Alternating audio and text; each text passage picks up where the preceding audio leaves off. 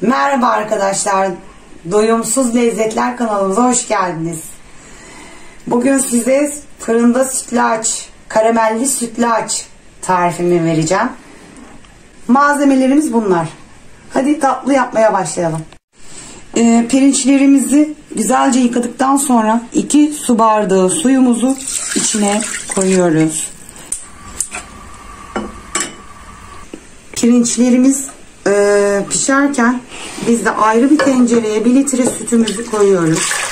1 bardak şekerimizi ilave ediyoruz. 1 kaşık nişastamızla. Sütün üzerine alıyoruz. Pirinçlerimiz oldu. Kapattım ocağı. Ve bunu ılıyan sütümün içerisine döküyorum.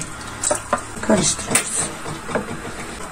Şimdi limon rendesini, kabuğu rendesi ilave ediyorum. Yarım bardak şekeri tavaya koyuyoruz. Karameli yapmaya başlıyoruz. Şekerlerimiz erimeye başladı. Yakmadan pembeleşene kadar karıştıracağız.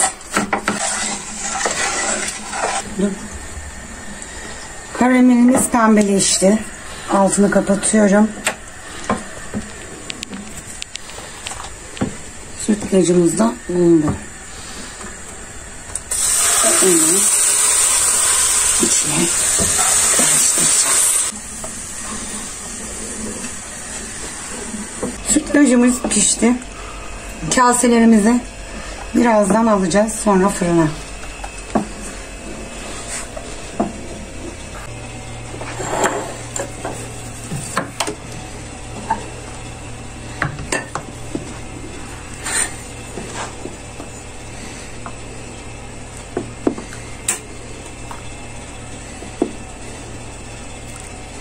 Son kabımızı da koyduk. 5 tane çıktı ve bunları fırına atacağız. Fırınımıza yerleştiririz. En üst katına. Derecesini kapatalım. Bakalım. Evet. Olmuş. Evet arkadaşlar. Sütlacımız pişti. Fırından çıkardım. Ve ben badem kavurdum. Siz istediğiniz şekilde süsleyebilirsiniz. Evet. Afiyet olsun.